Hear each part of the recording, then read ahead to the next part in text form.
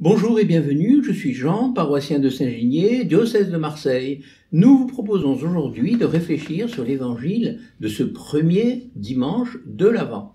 Nous lisons les versets 33 à 37 du chapitre 13 de l'évangile selon saint Marc. Bonjour, merci Jean de m'inviter sur notre chaîne paroissiale et on peut se souhaiter une bonne année parce que nous entrons aujourd'hui dans un nouveau cycle liturgique.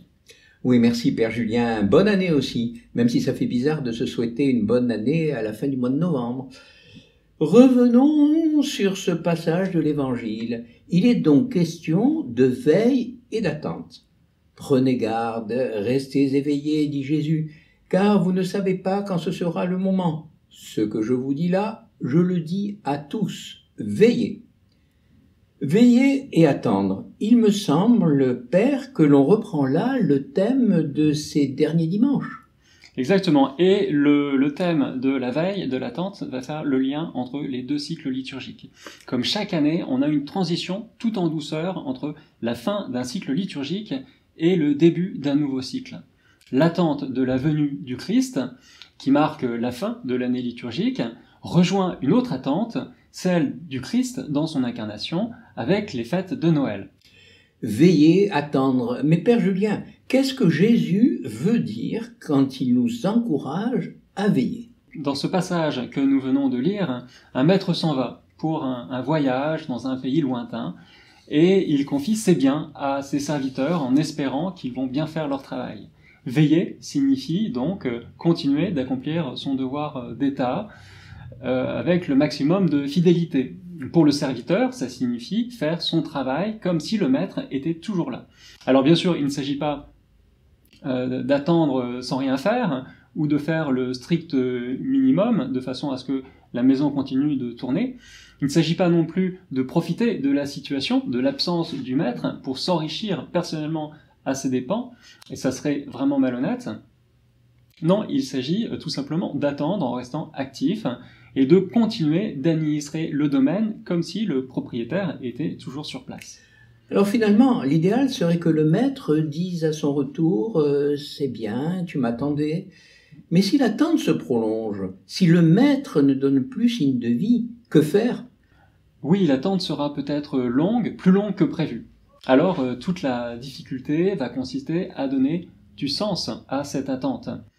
Alors vous vous rappelez peut-être de la parabole que nous avons étudiée il y a quelques semaines, la parabole des jeunes filles qui étaient invitées à des noces. Comme les jeunes filles prudentes dans l'Évangile, il faut savoir entretenir cette flamme et cette attente, garder de l'huile en réserve. Oui, en effet, nous avons diffusé un interview sur le sujet, mais vous avez des exemples d'attente interminable? Oui, Jean, justement, j'ai réfléchi sur deux exemples pour illustrer ce que peut signifier entretenir cette attente. Et ce sera aussi notre minute cinéma aujourd'hui avec le film Fury, réalisé par David Ayer en 2014. Vous avez vu ce film, Jean? Ah oui. Un très beau film avec Brad Pitt. Brad Pitt, voilà. Donc un char américain est immobilisé en territoire ennemi, en Allemagne. Et l'équipage doit tenir une position défensive très risquée. Au début, les membres de l'équipage sont galvanisés par le charisme de leur chef, interprété par Brad Pitt, mais progressivement, en entrant dans la nuit et dans l'attente, ils sont aussi assaillis par le doute et la peur, et c'est tout à fait compréhensible. Et finalement, il y a un petit texte de la Bible qui va surgir dans l'esprit de deux d'entre eux. C'est un verset du livre d'Isaïe, au chapitre 6, verset 8. Donc je cite ce passage. « J'entendis alors la voix du Seigneur qui disait « Qui enverrai-je? Qui sera notre messager ?» Et j'ai répondu « Me voici, envoie-moi. » Je sais que vous aimez pas quand je prêche. Je le sais. Mais ce que nous faisons est un acte vertueux, messieurs. Tu comprends, Golo? Il y a un verset de la Bible auquel je pense des fois. Souvent. Ça raconte. Alors j'ai entendu la voix du Seigneur disant « Qui enverrai-je? Et qui marchera pour nous ?»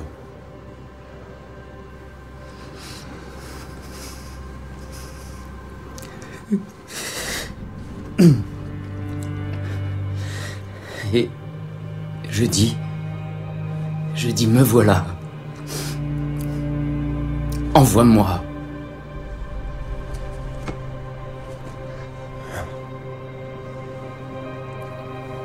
Envoie-moi. Livre d'Ésaïe, chapitre 6. Ils reçoivent cette parole comme un appel personnel à vivre leur engagement sous les drapeaux jusqu'au don total de leur vie. Et cette parole de Dieu va résonner en eux, si bien qu'ils vont savoir quoi faire et ils vont le vouloir profondément. Donc Fury, un très beau film à voir ou à revoir, en particulier cette très belle scène à la fin du film sur l'irruption de la parole de Dieu au cœur d'une bataille. Une parole qui va les maintenir dans l'attente, qui va nourrir leur attente. Si je comprends bien, nourrir l'attente à partir de cet exemple, c'est approfondir notre connaissance de la parole de Dieu ? Tout à fait. Finalement, c'est ce que nous faisons en parcourant le cycle liturgique. Pour revenir au cycle liturgique, nous nous familiarisons toute l'année avec la parole de Dieu pour alimenter notre mémoire biblique, pour que cette parole de Dieu vienne surgir comme au cœur de la bataille, donc dans le film Fury, et nous éclairer sur ce que nous aurons à vivre, sur les épreuves que nous traverserons. Un autre exemple, Père Julien, pour éclairer notre lanterne ? Dans un registre tout à fait différent, on peut penser à la façon dont les fiancés vivent ce temps de l'attente quand éventuellement ils sont séparés l'un de l'autre pendant un certain temps. Alors ça peut être pour des raisons familiales, professionnelles ou autres. Imaginez tout simplement un fiancé qui attend sa bien-aimée et dans son attente, son amour va se perfectionner, va se purifier et son amour va passer au creuset de l'épreuve. Ce n'est pas une attente stérile, mais une attente qui va lui permettre de discerner son amour. Voilà, ce fiancé a su nourrir son attente en faisant mémoire de sa fiancée, du temps passé avec elle. Il a prié pour elle, il a commencé à envisager même l'avenir avec elle. Ils ont certainement correspondu à distance, mail, webcam, tout ce que les nouvelles technologies permettent aujourd'hui. Et longtemps plus tard, ils se souviendront de ce temps d'attente comme d'une bonne expérience, riche, très riche du point de vue de leur amour à tous les deux. Et on pourrait trouver d'autres figures de l'attente, mais pendant ce temps de l'Avent, le cycle liturgique nous invite à méditer sur des figures bibliques en les regardant, en se familiarisant avec eux. On va découvrir ce que signifie attendre et veiller. Alors justement, dites-moi, Père, quelles sont les figures emblématiques de l'attente dans la Bible ? Il y a d'abord les prophètes de l'Ancien Testament. Il y a ensuite Jean-Baptiste. On verra défiler sur le devant de la scène Élisabeth et Zacharie, ensuite Joseph et Marie, bien sûr. Il y aura les bergers et les rois mages au moment de l'Épiphanie. On va les croiser pendant ce temps de l'Avent et des fêtes de Noël. Ils vont nous faire découvrir, à leur manière bien particulière, unique finalement, d'entrer dans ce temps de l'attente et de se préparer à cet événement. Alors je ne sais pas si vous connaissez la chapelle des Iris. De nom simplement. Alors dans la chapelle des Iris, c'est un patronage de Marseille, à côté de Saint-Ginier, de notre paroisse.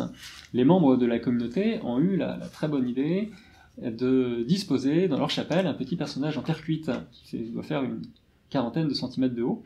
Et il est tourné vers l'autel et le tabernacle, les mains jointes, assis sur un petit tabouret de prière, légèrement penché vers le bas, et les traits du visage sont à peine dessinés. Vous voyez ce genre de statue ?